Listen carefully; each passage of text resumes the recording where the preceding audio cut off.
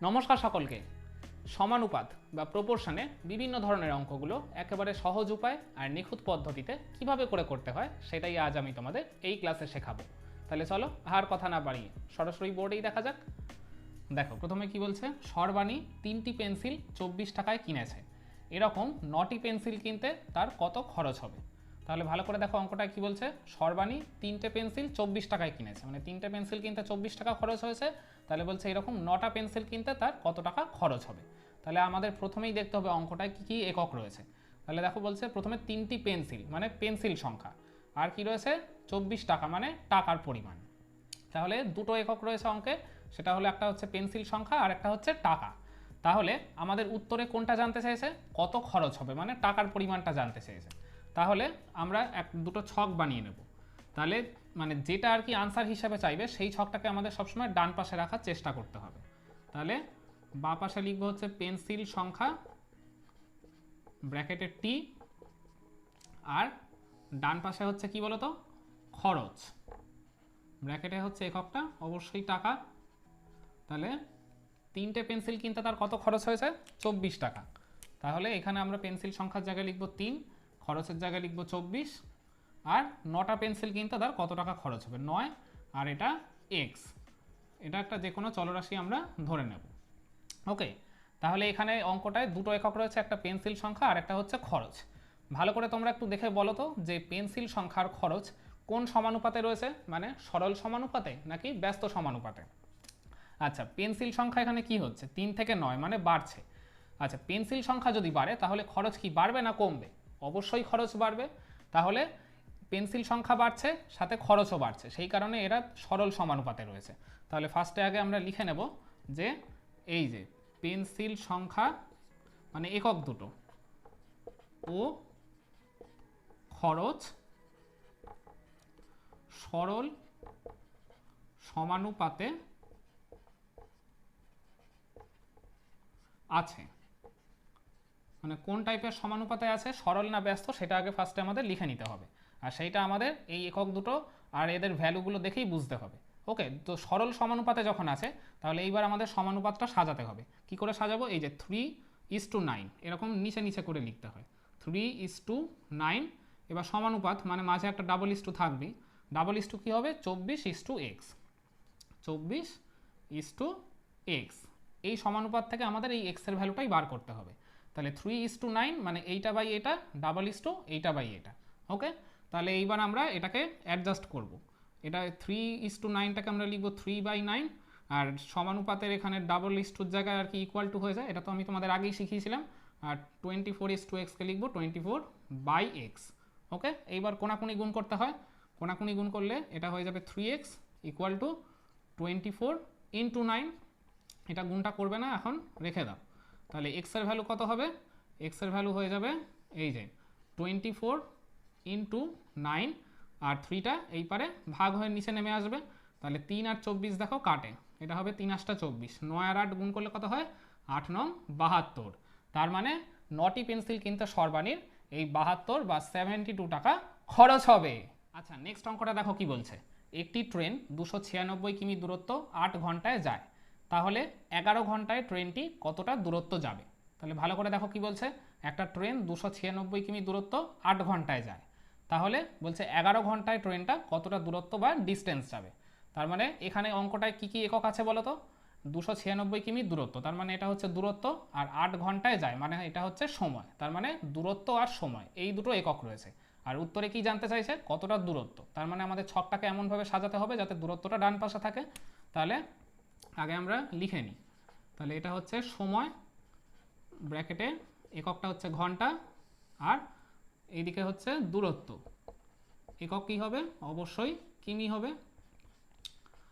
তাহলে এখানে কি বলছে 296 কিমি দূরত্ব 8 ঘন্টায় যায়, তার মানে সময় লাগবে হচ্ছে 8 ঘন্টা, দূরত্ব যাবে হচ্ছে 296 কিমি। তাহলে বলছে 11 ঘন্টায় ট্রেনটা কতটা দূরত্ব যাবে। এখানে আমরা ধরে নেব এক্স, তোমরা চাইলে অন্য কোনো চলরাশিও ধরে অঙ্কটা সলভ করতে পারো। আচ্ছা, তাহলে এখানে একক হচ্ছে সময় আর দূরত্ব। তাহলে সময় আর দূরত্ব এরা সরল সমানুপাতে নাকি ব্যস্ত সমানুপাতে রয়েছে সেইটা আগে আমাদের বুঝতে হবে।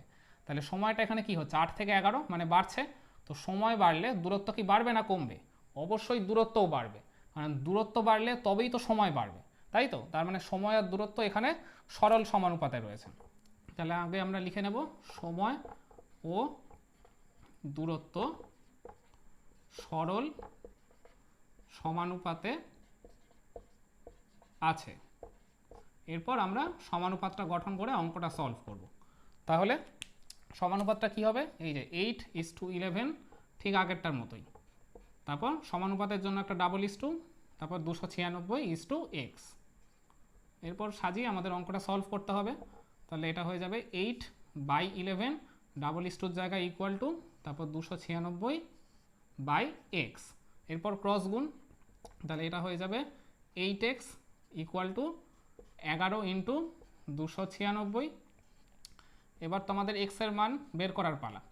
তাহলে এটা উপরে 11 ইন্টু 296 থাকবে, আর এই 8টা নিচে নেমে আসবে। 8 আর 296 দেখো কাটাকুটি যায়, 8 দিয়েই চলে যাবে।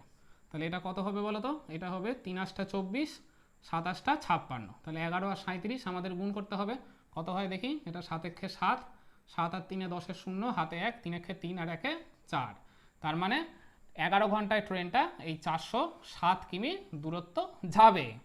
তাহলে চলো সমানুপাত বা প্রপোর্শনেরই আমরা আরও বেশ কয়েকটা অঙ্ক প্র্যাকটিস করে ফেলি।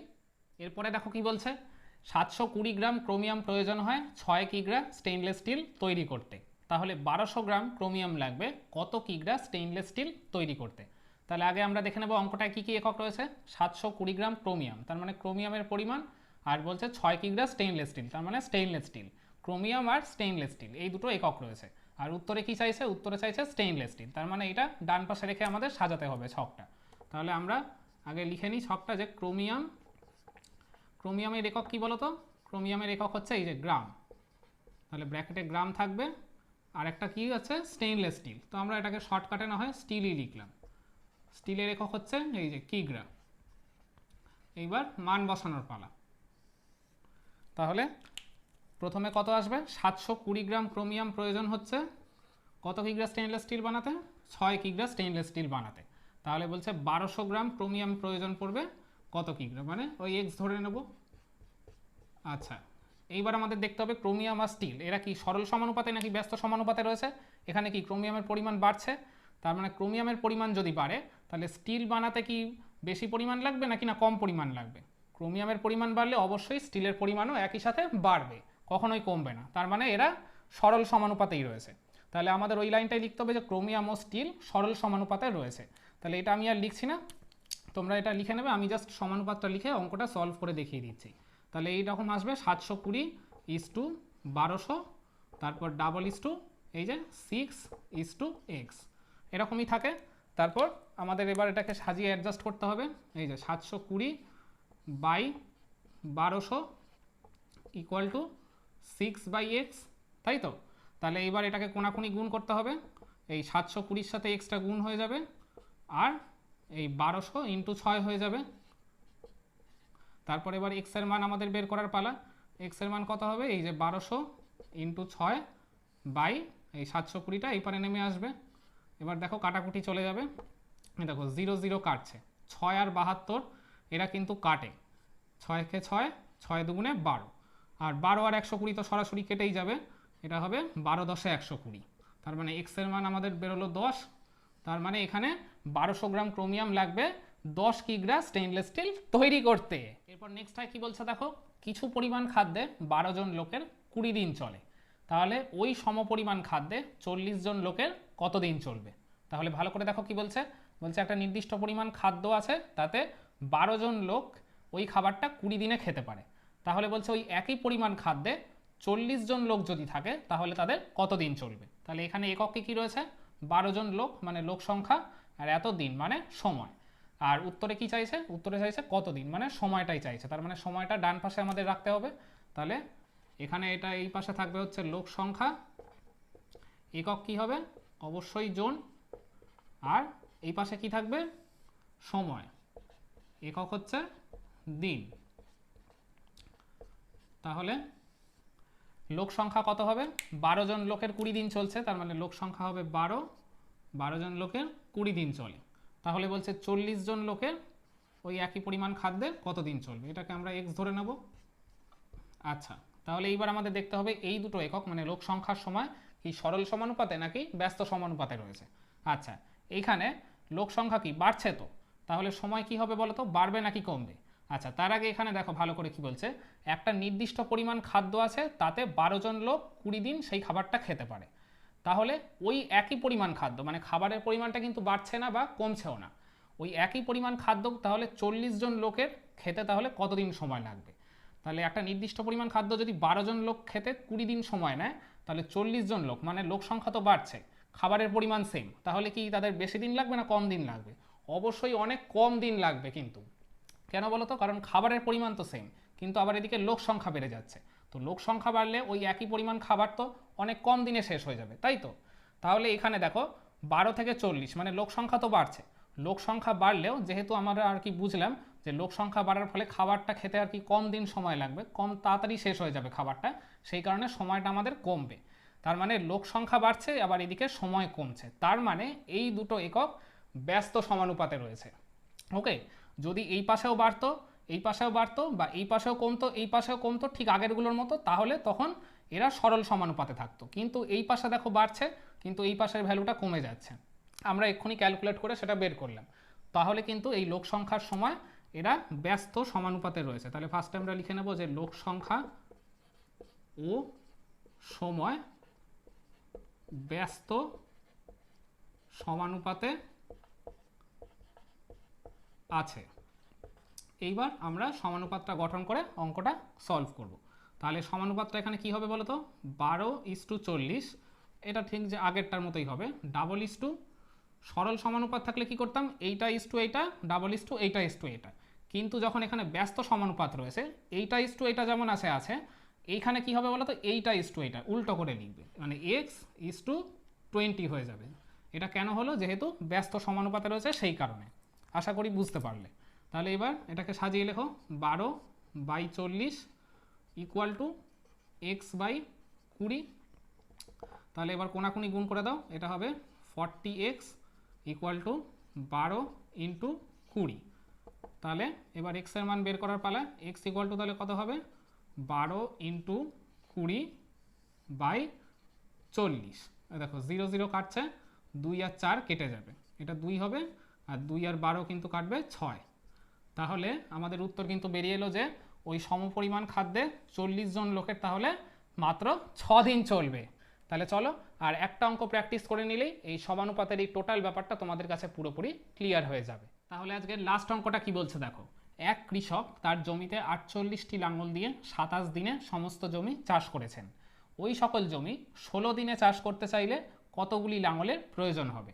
তাহলে ভালো করে দেখো অঙ্কটায় কি কি একক রয়েছে, 48টি লাঙল তার মানে লাঙল সংখ্যা, আর বলছে দিয়ে 27 দিনে সমস্ত জমি চাষ করেছেন, মানে এটা হচ্ছে সময়, তার মানে একক হচ্ছে লাঙল সংখ্যা আর সময়।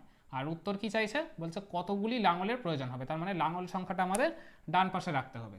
তাহলে আমরা আগে সাজিয়ে নিই, এই পাশে থাকবে হচ্ছে সময় ব্র্যাকেটের দিন, আর ডান পাশে থাকবে হচ্ছে লাঙল সংখ্যা। একক কি হবে বলো তো, একক হবে টি। তাহলে এবার সংখ্যাগুলো আমরা লিখে নিই।